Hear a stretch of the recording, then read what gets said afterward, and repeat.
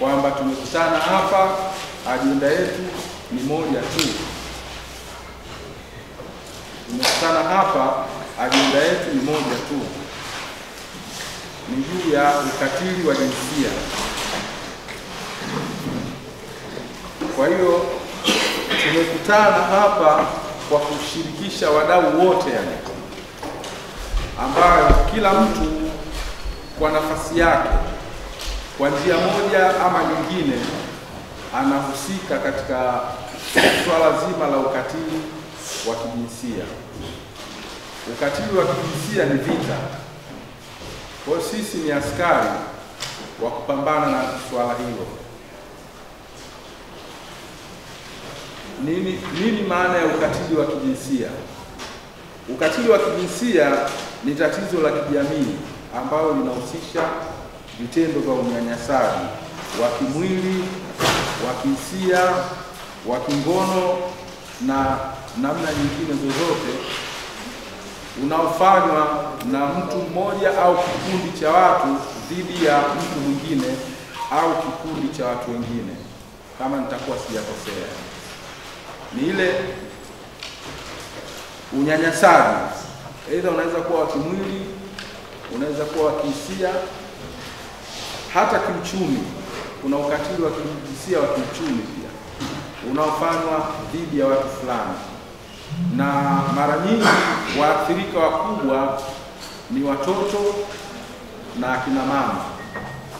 Kwa sehemu kubwa ya ukatili wa kijinsia waathirika ni hawa watu wa aina mbili, japokuwa hata akina baba nao wanakutana na ukatili wa kijinsia, lakini taarifa zinakuwa ngumu sana kuzipata.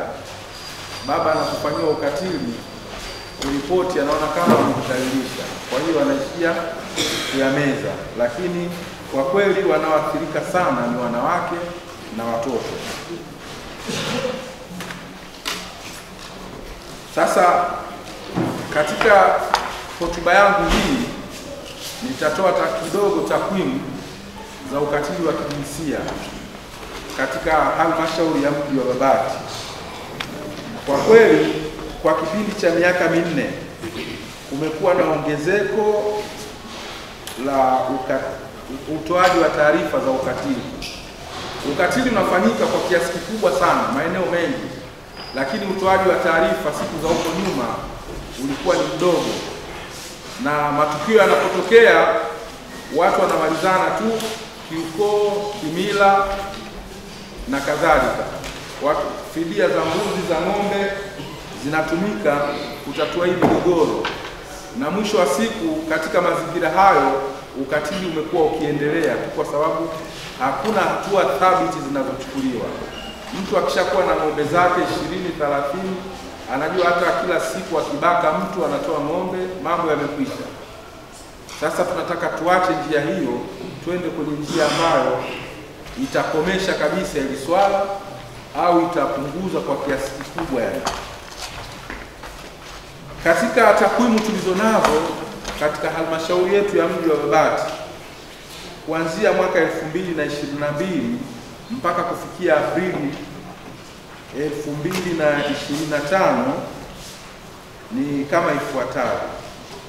Mwaka 2022 kesi za ukatili wa kimwili zilikuwa 393, kesi za ukatili wa kihisia zilikuwa 221, na ukatili wa kingono kesi 69. Jumla ya kesi katika mwaka huo zilizoripotiwa 683. Na kwa mchanganuo huo mwaka 2023 jumla ya kesi 756 za ukatili wa kimwili ziliripotiwa, 832 ukatili wa hisia ziliripotiwa, na 173 za ukatili wa kingono ziliripotiwa, na kufanya jumla ya kesi 1765.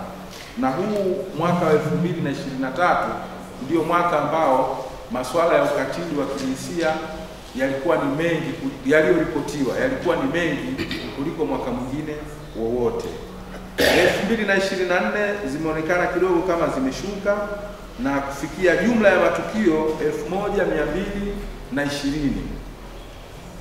Sasa mwaka huu tulionao wa 2025 kwa miezi minne ya mwanzo, Januari mpaka kufikia Aprili, tuna kesi jumla 416.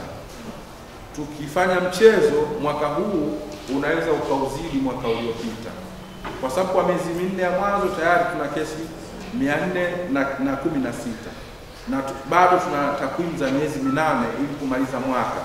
Kwa hiyo tukifanya projection au maoteo, tutajikuta kwamba tunaweza tukazidi kesi 1220 za mwaka uliopita. Sasa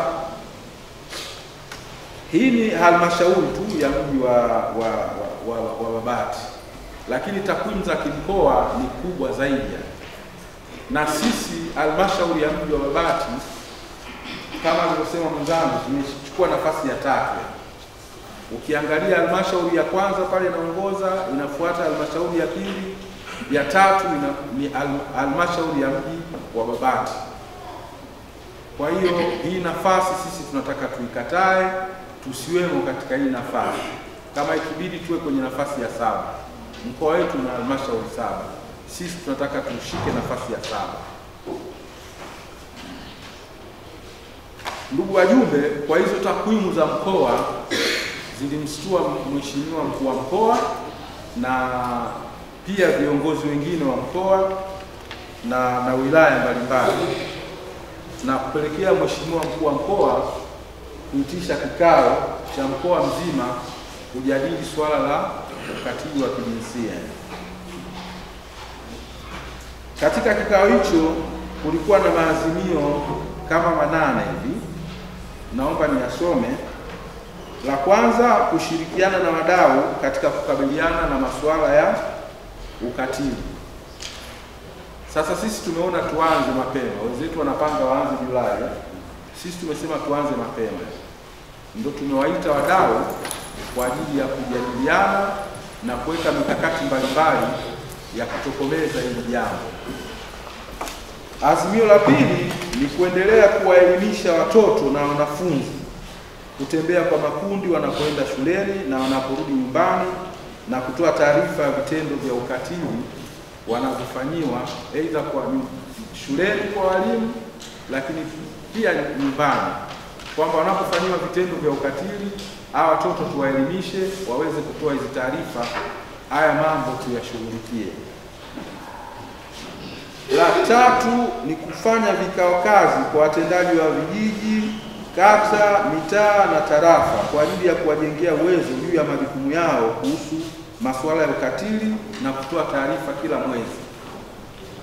Kwenye azimio hili naomba nitoe agizo kwamba viongozi wote wa vijiji, mitaa, kata na tarafa wafanye vikao kazi, na ikiwezekana waalike wataalamu wa halmashauri na viongozi wa madawati ya jinsia kwenda kutoa elimu kule na kuweka awareness ya wananchi kuhusiana na vita hii tulionayo vya ukatili wa kijinsia. Narudia, natoa wito viongozi wote wa vijiji, watendaji, na kusudia watendaji, maana watendaji ndio watu wa serikali, watendaji wa vijiji, mitaa, kata na tarafa, kufanya vikao kazi vya watendaji, kufanya vikao kazi katika maeneo yao ya kiutawala kwa ajili ya kuwajengea uwezo juu ya majukumu yao ya kuhusu masuala ya ukatili wa kijinsia. Lakini vile vile natoa wito kwenye azimio namba 4 ni kwamba masuala ya ukatili wa kijinsia kuwa ajenda ya kudumu kwenye vikao vyote. Natoa wito kwa watendaji wote katika maeneo yao hii waizingatie kama ni ajenda ya kudumu. Wanapokutana kunakuwa na ajenda zao, sijui kusoma mapato na matumizi, sijui kusafisha, sijui barabara, sijui siku ya usafi, sijui nini, lakini ukatili wa kijinsia iwe ni sehemu ya ajenda, isomwe pale. Hata kama hakuna tukio, tupate taarifa, itolewe pale taarifa kwamba kwa kipindi hiki tangu mkutano uliopita mpaka leo hakukuwa na kitendo chochote cha ukatili wa kijinsia, na kama kilikuwepo kiripotiwe na hatua zilizochukuliwa. Lingine, kuhuisha madawati ya ulinzi na usalama wa mtoto na klabu za kupinga ukatili ngazi ya shule. Maafisa elimu wako wapi? Maafisa elimu, tutakuwa na kikao baada ya hiki. Nyinyi mna kazi kubwa ya kufanya, kwenye hili eneo. Mtaelekezwa nini cha kufanya, lakini kuna swala la madawati ya ulinzi na usalama wa mtoto na klabu ya kupinga ukatili ngazi ya shule, na tutakuwa tunahitaji ripoti from time to time, kama ambavyo mtakaa kikao cha baadaye kujadili utendaji wa eneo hili. Lakini pia natoa maelekezo kutokana na agizo namba 6, kuwepo walimu wa malezi na unasihi kwenye shule zote. Hapa tunakusudia shule za msingi na shule za sekondari. Eneo lingine, kurudisha mrejesho kwenye jamii kuhusu vitendo vya masuala ya ukatili, ili jamii ione hatua zinazochukuliwa, hususan kwenye maeneo yaliyotokea vitendo vya ukatili.